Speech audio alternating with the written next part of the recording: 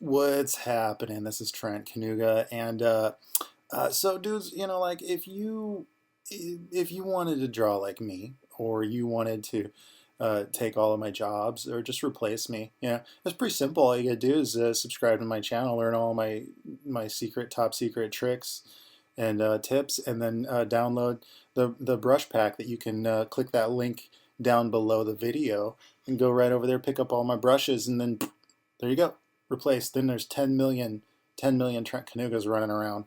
Ah, what a glorious, glorious future. Anyways, go ahead, download that shit, and replace me. The first brushes that we're going to take a look at, some of them, these are all the brushes that we're going to be looking at, and some of these are actually stock brushes. They're nothing fancy. By stock brushes, I just mean they come with Photoshop. So if you bought like a copy of Photoshop, or you're subscribed, or however it is that people get a copy of Photoshop these days, you probably, some of these will look pretty familiar to you. This particular one, the first one we're going to start with, is what they generally refer to as hard round. And the reason they call it that is because it's hard and it's round. One of the ways that I used to use this, I used this a lot when I was in my early days of concept art at Blizzard, mostly on Burning Crusade. If you look up any of my old work from that, you'll notice there was a lot of hard round going on back then. And what I did was I'd set the opacity to about 60% or so, and then using the color dab tool, you can blend. So if you're at 60%, then basically you're always going to be sort of blending colors together, but you get really hard edges on things. This is really deadly with a good blender, or one of those brushes that'll kind of smooth things out and smear it. I think they actually call it the smear brush in Photoshop. But anyways, so what I'm doing here is I'm kind of showing you how I would use it to render out like an eyeball, or an eye with an eyebrow. And kind of, it's more of a build-up technique. It's almost kind of like a watercolor technique. This was very familiar to me coming in from doing comic book type of work, because it requires very I just always thought like very, very line oriented, and very I was always very, a little bit heavy handed. And maybe this is suitable for you. The one thing I wanted to mention is, yeah, any of these brushes, like, use them how you want to use them. It might not be how I might want to use it. This next brush is one of my favorites. I like to call this brush. I noticed that a lot of artists, they name their brushes now. So I named my brushes. This brush is called Jep Jorgensen. And Jep Jorgensen, he's kind of a shifty dude. So, he lays down kind of flat. I don't know. That really doesn't make a lot of sense. But anyway, so the way that we use this is that you'll notice it's like a chisel brush, and this will look very familiar if you watched my Artists Exposed series, where I talk about some Ashley Wood techniques. One thing that's really cool about this brush is if you open up the brushes window, this will allow us to manipulate the angle, the rotation of the chisel that we're dealing with. So basically this allows us to get some really neat energy and some nice swooshy kind of stuff. You'll notice if you're moving straight up and down with it, that you get a very flat kind of a look, and if you kind of cut in at it at the side, then you get like a very kind of a thin line. And by rotating the angle, in the window, in the brush pane, we're able to really control that. And this one's really awesome for, I use this one a lot. This one's really awesome for getting cool energy, if you want a lot of cool energy in your drawing. So, really good for drawing like faces and eyeballs and like, muscles. And if you just want good energy and things, and keep it sketchy while still feeling a little bit painterly. See, the pressure sensitivity is set to opacity. And what that means is if you don't press very hard at all, then you get like this really suggestive gray. And then if you press harder, you get like a really strong black. Or a high opacity on it. And what that means is how much of the color is going to be coming through on it. So I'm always kind of like working the angle of it.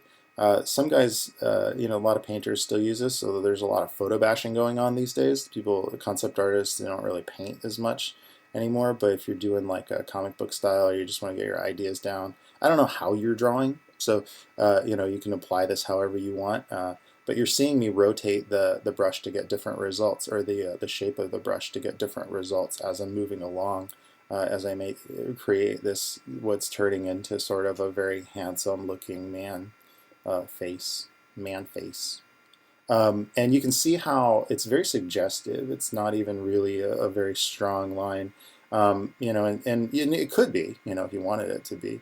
I found that it really works well to use some graffiti kind of techniques and do this like kind of cutting off. So even if you lay down a really fat line with it, then you can kind of go in, change the angle out. You don't even have to do that. Just go in and like cut it like that. Boom.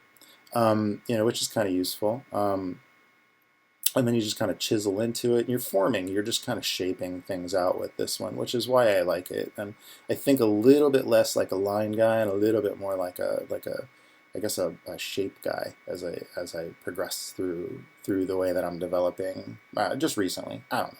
These are just the brushes that I'm using these days, by the way.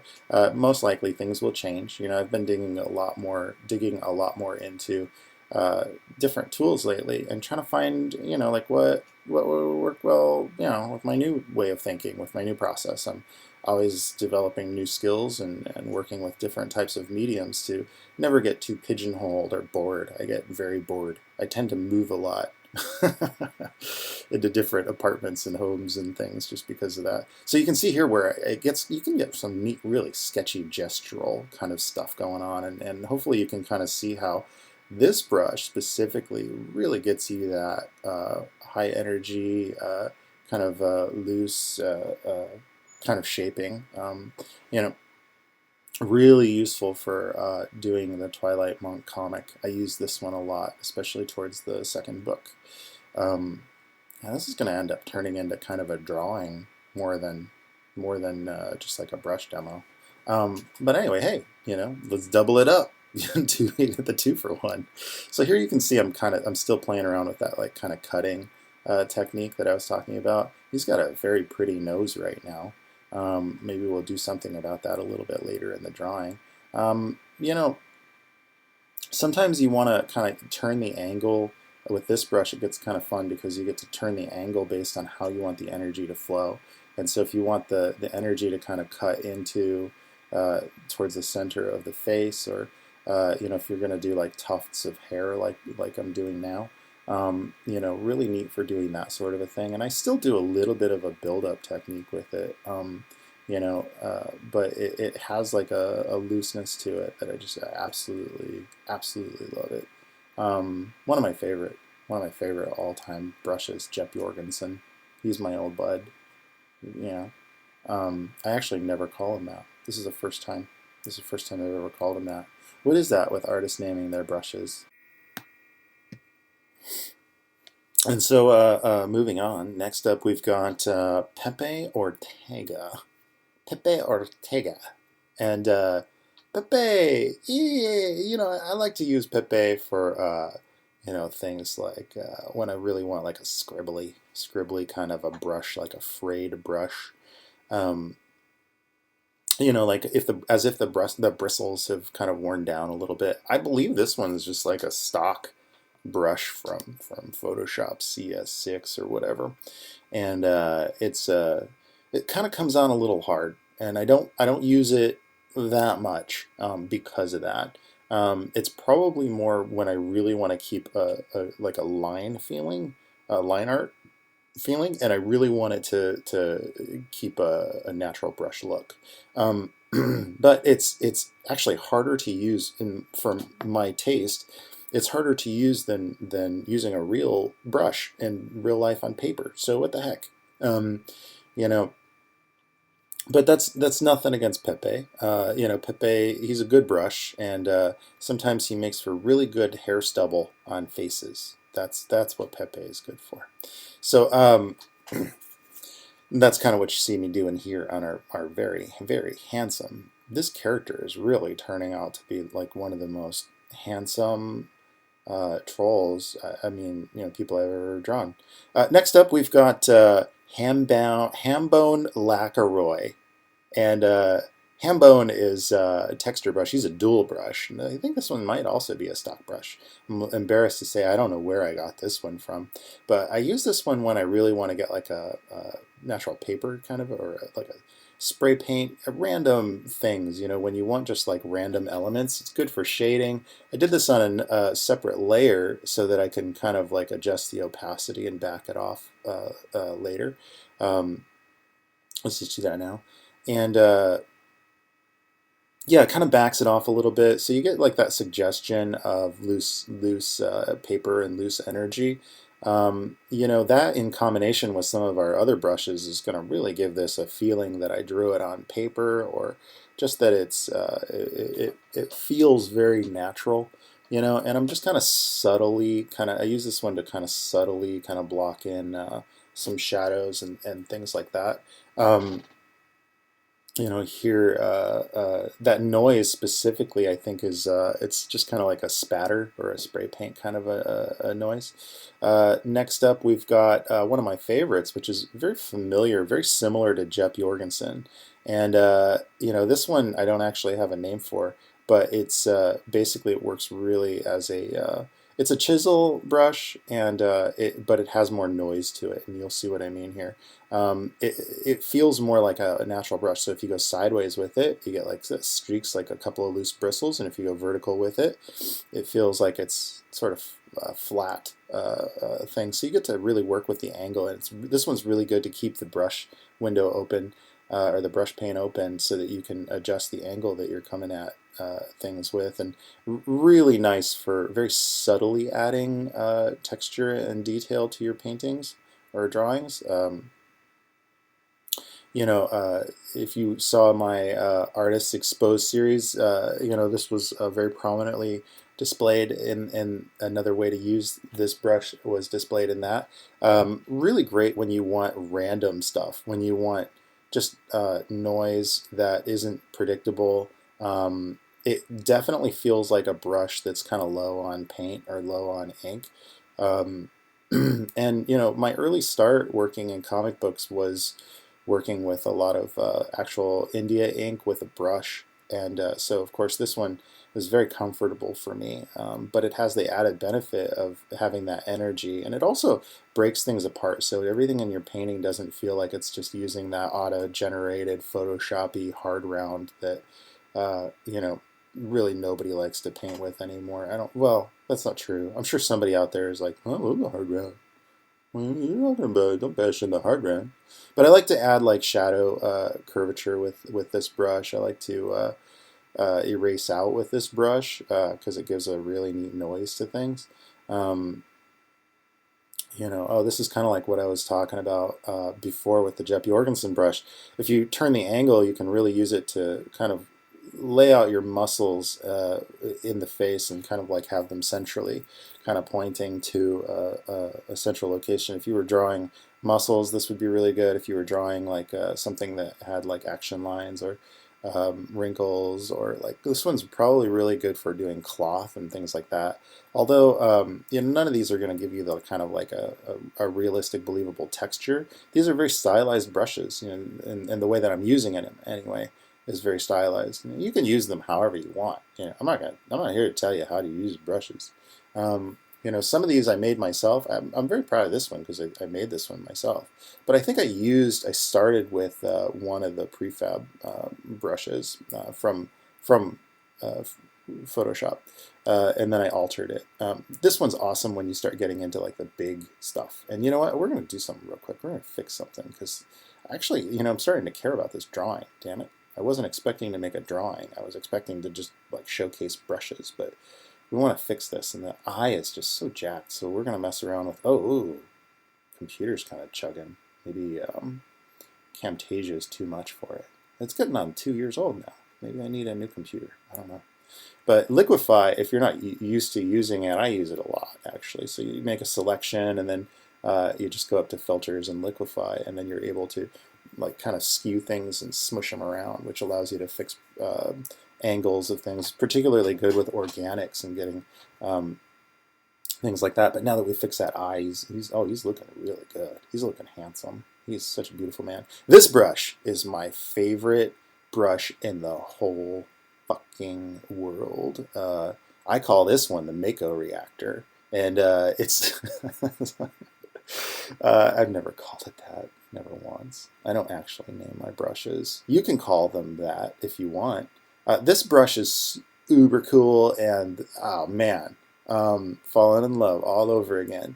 Look at this one, man. So it's hard and it's square, but it's actually got pressure sensitivity set to opacity. So the nice thing is if you get in there with a big fat brush stroke, you can press very lightly and you get like a little bit of hint. So this one's great for shading and rendering out shapes and silhouettes, and like you could just jam out like a whole page full of silhouettes with this in like a matter of a couple of minutes. And you notice like there's a little bit of transparency, but I could color dab and then just go over and lay down another layer on that, and then it's a little bit darker, and then like you just color dab, and then it just gets all just creamy. Love it.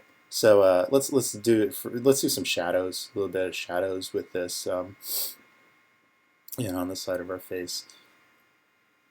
We don't want to dig too much into it, but you can see how like not pressing really hard, I'm able to really turn the form on things and still keep some of that underlying detail, which is super useful.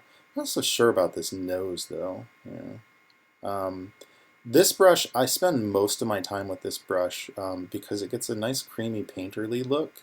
And you do this with a combination of blenders or even a couple of filters, and you could find yourself really able to gesture out any design. This one's great for concept art because you're not thinking about what is randomly generated, and you're not really like, you get to focus on just the sketching, and this one's the closest to drawing on a sketch pad that I found, and the funny thing is it's really just a big square. There's nothing fancy about it at all. The pressure sensitivity of it, allows me to work within a very broad range of values. Let's give him some nice pretty lips. Ooh, lady lips. Oh, beautiful. Yeah, beautiful lips. Loving it. So, the other thing is that sometimes it's good to force yourself to work with a brush that's a little bit bigger. And then there's like a little bit of fall off. You get this very kind of a natural, organic kind of a thing happening. I think that, most artists that I know actually do kind of have a go-to brush. This one's mine.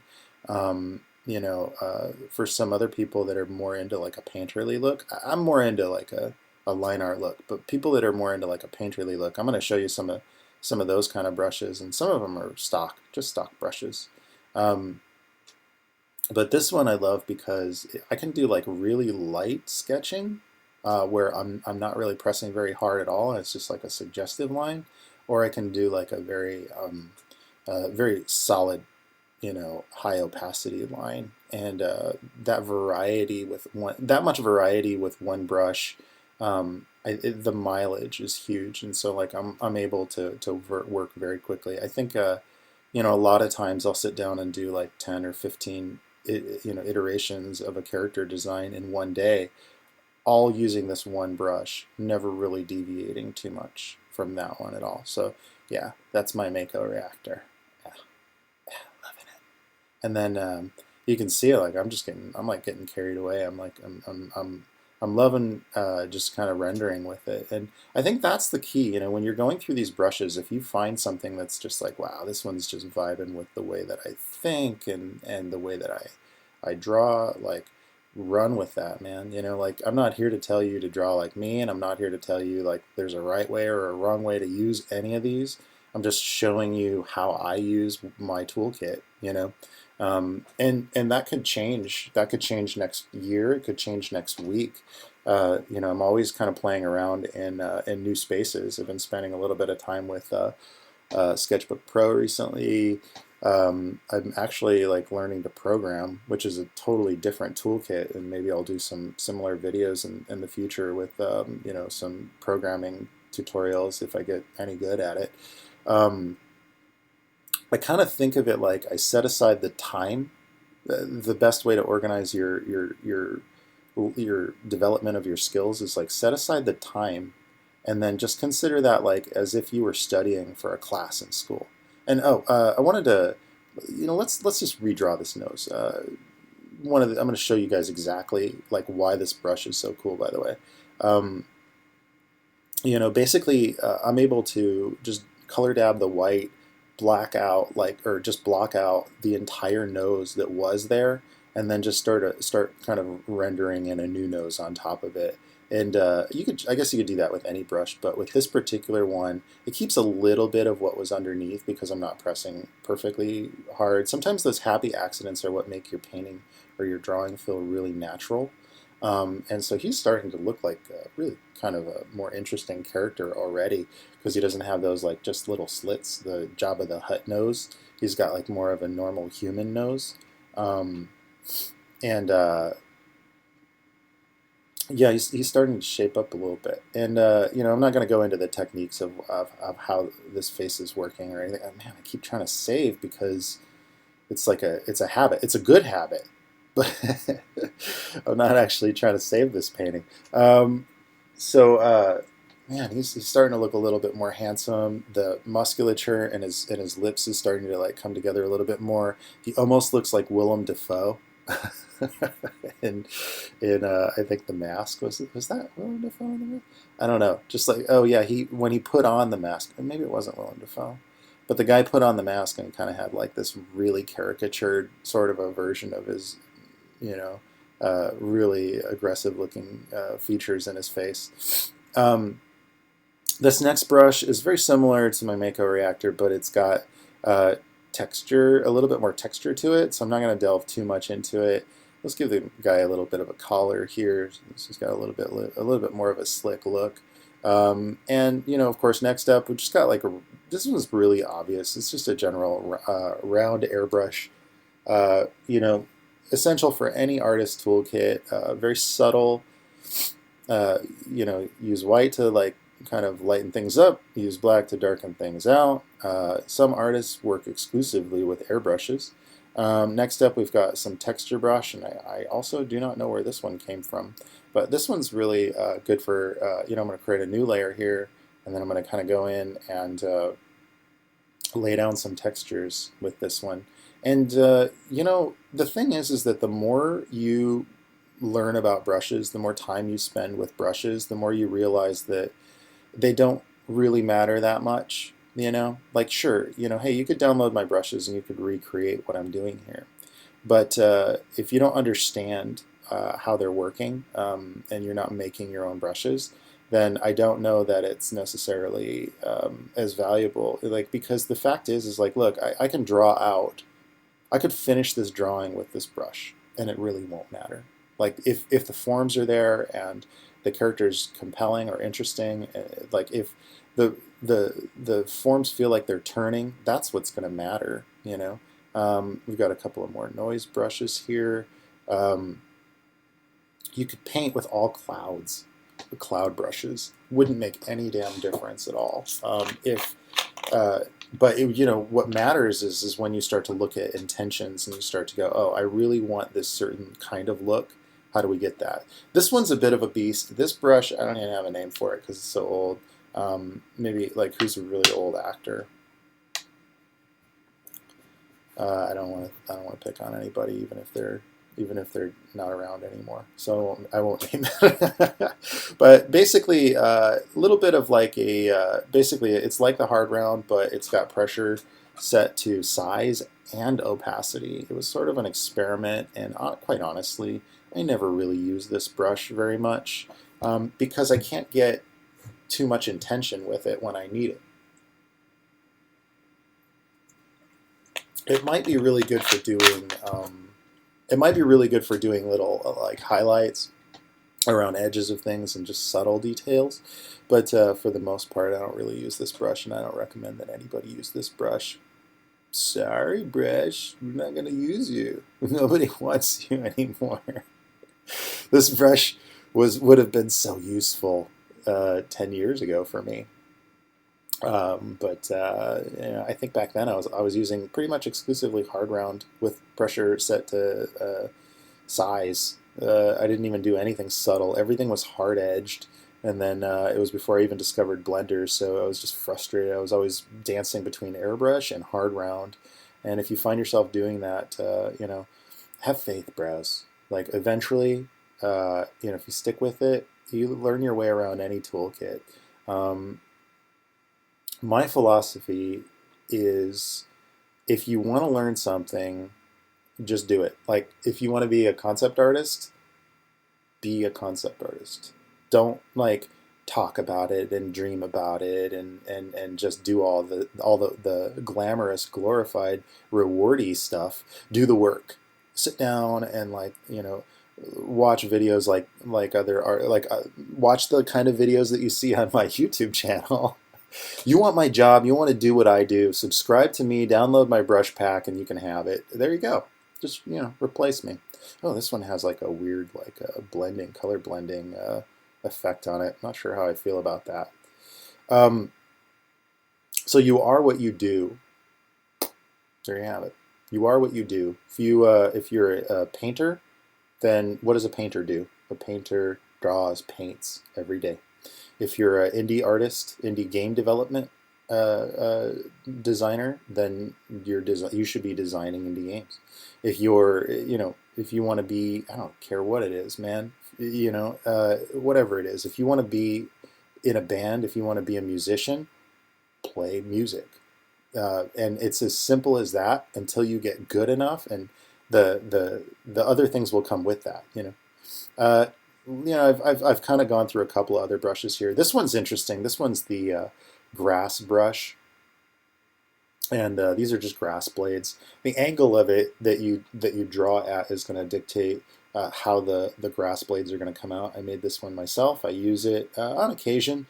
I don't draw a lot of scenes with grass much these days, although I was working on I use this brush a lot on the new Summoner's Rift concept art. If you play League of Legends, hopefully eventually I'll be able to release that stuff. But I used a lot of this brush because there's no point in just drawing tons and tons and tons of little grass blades. What's this going to be, like a dude sticking out of a hill? I don't know. No. Oh, I got an idea. Yeah, maybe. No, I don't know. I don't know how I'm going to use this for this painting. It doesn't really fit grass blades. But the nice thing is if you lay down, it's got pressure on it too. So if you lay down a couple of layers of it, then you can get some nice illusion of depth. And then just by grabbing a lighter color, you can lay down a foreground thing. So you can see how you could create like hills going into the distance. And if you were to go the opposite direction, you'll see that they actually go backwards. It's because it's much like a chain brush or some kind of a brush where you're linking. It's gonna continue and then place them next to each other. Yeah, like that. And yeah, I don't know how we're going to use this brush in this painting. I don't like how it's being used right now. Oh, I got it. I know what we can do, dudes. Check this out. Yeah, let's pimp this dude out. Like, let's just straight up pimp him out. We're going to give him like the fur collar. Yeah, up backwards. And this is not, by any means like, these techniques are not like, hey, do it like this. I want you to do it your way. I'm just seeing what I see, and I'm just kind of playing around here. And the intention of this video is really just to show you guys, like, this is how, like, if I were doing a painting and I was using my normal brush kit, this is exactly what I would do, and I wanted to make all this stuff available to you guys. So feel free to use them however you want. This isn't necessarily only for drawing fur collars. Please don't just use it for making fur collars. I wonder if I'll see these brushes like popping up in other people's paintings on YouTube. That'd be neat if you use these and made your own videos. And yeah, I'd like to see that. I think that'd be cool. Next up, we've got, this one's also a little bit of a grass kind of a brush. I'm really proud of this one because it's a dual brush that actually creates a little bit more variety and randomness. What I was initially setting out to do was create something that felt like patches of grass in a like at a kind of an angle, and use that one a lot also on some Summoner's Rift stuff. Um, and then we've got our traditional chain brush, and we're going to pimp this dude out even further, give him some chains, give him some bling. That's too small. This dude needs large bling, in your face bling. Man, he's looking pimp. What's up, player? So maybe he's hanging out in the autumn. So we've got some leaves, kind of just drifting by. Yeah, create like a romantic scenario here. Yeah, maybe those are a little too strong. These are, so sometimes what I do is I go in and to my old drawings and I kind of create selections out of pieces that I drew. So for instance, like fencing or, leaves, things that I've drawn many times, and you can change the randomization of those elements. I actually don't use this one very much. But it does have a little bit, I think it's the clustering, but we're going to back it off a little bit and just kind of leave it because I just wanted to show you guys how that works.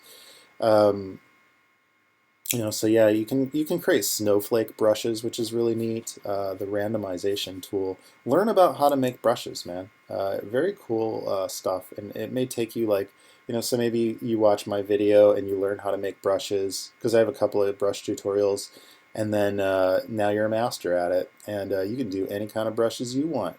This one's a cyborg spine, and I have only used this once. If you watched my Metal Gear Solid robot video, you can see that one in action. And some of these are the more painterly brushes. These just come with Photoshop, and so I'm not going to dig too much into this one, mostly because it's really just kind of like a self-explanatory. I mean, if you've made it this far in the video and you've seen my other brushes, then this one I don't use it very much, although I'm trying to use it a little bit more when I want a little bit more of a painted look. These brushes are really great for that, and it also has that pressure is set to opacity so that you can kind of be a little bit subtle with things, which is become more valuable. As the more I draw, the more I realize like I just want to work a lot with subtleties and kind of build things up. But then because doing the part with intention is really easy. When I was learning to golf as a kid, my dad taught me, learn to hit with strength first, and you'll learn control later. And I think that it was a very intelligent way to go about learning something, because then when you learn the subtlety, calling on the power is going to be easy. But teaching somebody power after they've learned control is a really, I think then you get too careful, and then you're never able to be bold. And I know several game studios that do that too. They just kind of play it a little too careful, and they're not able to act boldly. The same is true with painting. You want to be able to call on that really strong, determined kind of decisions when you need them, and when you don't, you want to be able to play on subtleties. And I think that's a sort of a just as a personal kind of a opinion and view on it, like a road to mastery. Trying to contain something is a lot. Like if you learn how to contain something before you learn what it's capable of, you never fear the beast till you let it out of its cage, bro. No, so dramatic. So yeah, anyway, these brushes are pretty neat. Sometimes you get some neat texture stuff with it, and sometimes there's really great noise in some of these. Really useful, especially if you're using some of my gradient map techniques. I used this brush when I was doing the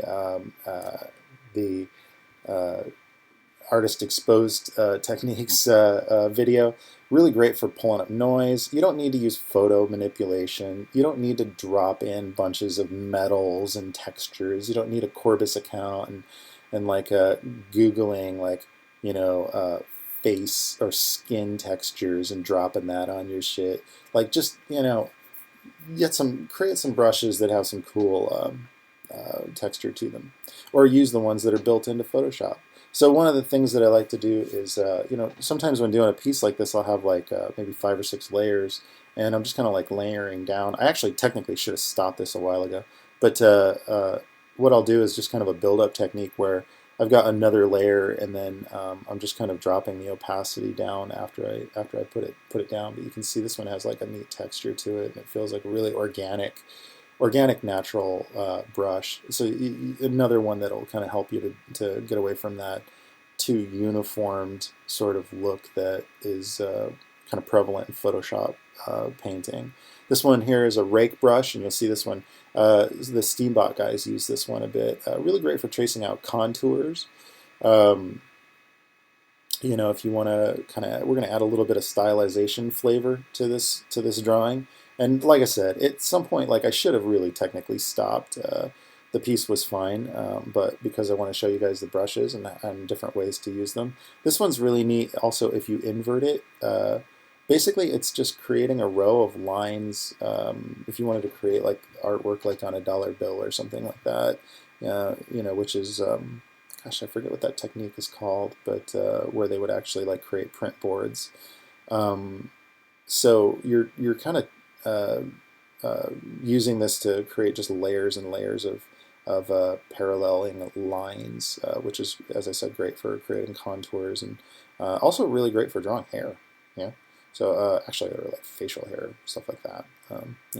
So yeah, I'm kind of dancing all over the place to try to find little spots to use this brush, because the rendering on the drawing probably would have taken a little bit of a different direction had I been trying to make a drawing. But you can see how this kind of creates a little feathery look as well when trying to do stuff like hair, or also good for kind of tracing out contours of muscles. And as I said, like, let's get in here with our facial hair a little bit. We're just going to suggest with it. I don't want to get too carried away, because this one could easily dominate your painting. But what's kind of neat is that it creates this like line vibration going on. So your eye gets to kind of choose the line that it likes the most, as a viewer, and very stylized. I don't recommend doing this too much with this one, unless if you're just trying to get like, if you're doing concept art, it's actually great because it keeps like a sketchy look. And this one is magic. This one I call Blenzel Washington. I don't actually call it that, but I thought it was a very clever name. Blenzel Washington, and the reason I'm calling it that from this moment on is because Blenzel is on its own really kind of not a great brush. Look at that. How would you even use that? Like, I guess if you had shit breaking apart, going off into the distance. But I don't use it that way, hardly at all, except when I'm doing a very highly early stage gestural painting. Mostly, I use it as a blender brush, and it works really well. Using the smudge tool. It's not really a blender. In Photoshop, they call it a smudge brush.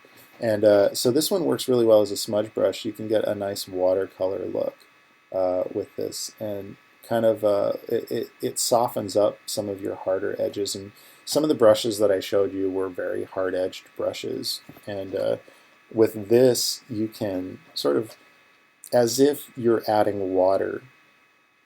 Look at that. That's beautiful. That's beautiful what that's doing. That's just beautiful. And yeah, it softens everything up and turns it into like a smeared watercolory kind of thing. Kind of neat. And you know what, dudes? Like the rest of these brushes, they're gonna remain a mystery. I want you to dig into them, have fun with them. Go to the link below and like go check it out. If you like these videos, please subscribe. If you want to pick up more of my tricks and eventually take my job, that's fine. Whatever, just subscribe. Like I don't care. I'm not using it anymore anyway. I'm not using my job anymore. No, I'll just grow and develop and turn into something else, and then there will be other evolutions beyond those evolutions which we cannot even fathom, or something really that sounds more mystical. and or spiritual. But anyways, so yeah, that's my brush kit. I really want to hear your thoughts on these. I want to see what you guys cook up with this, and I will see you guys in the next video. Please leave comments if you and questions if you have any, and we'll see you guys in the next video. Ciao.